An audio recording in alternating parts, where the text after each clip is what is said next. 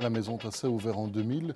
J'ai assez rapidement, c'était un petit peu les débuts de l'Internet, donc j'ai assez rapidement mis en place une page web que j'avais développée moi-même sur FrontPage en présentant simplement un catalogue produit. Et d'année en année, j'ai incorporé un système de caddie automatique que j'avais trouvé via un site américain. Et le nombre de ventes augmentant quand même assez régulièrement, principalement en destination vers la France, j'ai décidé vraiment d'investir plus massivement à partir de 2004 en incorporant à l'équipe de base un responsable e-commerce qui était diplômé d'HEC avec une spécialisation déjà à l'époque dans le commerce en ligne. Et donc on a développé un nouveau site internet vraiment contemporain, donc vraiment à jour avec le catalogue complet de tous nos produits. Aujourd'hui, nous disposons donc aussi bien d'un magasin physique que d'une boutique en ligne. Sur un chiffre d'affaires d'un peu plus d'1 million d'euros annuel, nous sommes maintenant à une parité d'un petit peu plus de 80% sur la vente par correspondance. Dans ces 80%, un bon 60% en direction de la France qui reste notre client privilégié. Ensuite le marché néerlandophone, Flandre, Pays-Bas. Et puis ensuite le marché plus local, le reste de la Belgique ou le Luxembourg. Au niveau du référencement et de la stratégie interne, tout a été développé en interne justement. Donc on ne fait appel à aucune société extérieure.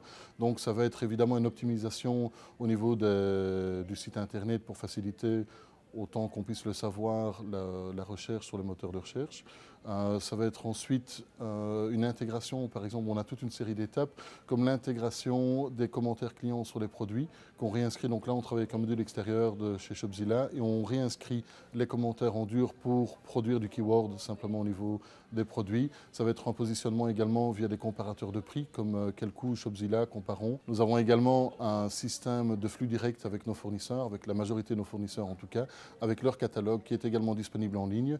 Et comme un site de B2C, les sites B2B de nos fournisseurs permettent d'avoir un affichage des stocks, des quantités en commande, des délais de réapprovisionnement, ce qui nous permet de pouvoir afficher sur notre site internet très rapidement, voire même simultanément, directement, aussi bien le stock qui est disponible chez nous, mais par rapport au stock du fournisseur, une date précise de réapprovisionnement. Nous avons la chance d'avoir commencé très tôt au début d'Internet, c'est-à-dire à l'époque où aussi bien les vendeurs que les acheteurs étaient un petit peu en position de recherche, ignoraient les lois qui étaient même souvent inexistantes. Donc on a participé au développement, on était vraiment présent année après année avec un développement continu.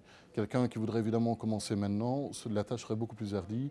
Il faudrait à la fois pouvoir financièrement se permettre d'avoir un site qui est directement à la pointe, qui est à jour, et il faudra en même temps pouvoir être capable d'assumer au niveau des stocks, au niveau de la logistique, parce que la concurrence qui existe maintenant en 2012 n'est pas celle qui existait en 2004. En termes de logistique, là nous travaillons avec des sociétés traditionnelles, donc le travail que nous allons faire avec des instruments de musique et des accessoires qu'on va retrouver chez nous va être le même que dans d'autres domaines. Donc on va travailler avec des transporteurs routiers comme DPD ou UPS ou des systèmes de points relais comme Mondial Relais ou Guyala. Donc ici, la différence va se jouer évidemment sur la préparation de l'instrument ou de l'accessoire, sur le conditionnement au niveau de l'emballage. Et là, nous avons toute une série d'emballages spécifiques et de méthodes d'emballage. Là, nous avons appris évidemment sur les années en fonction des problèmes que nous avons pu rencontrer. Nous les avons simplement résolus. Nous avons mis en place des marches à suivre au niveau de l'emballage spécifique par produit.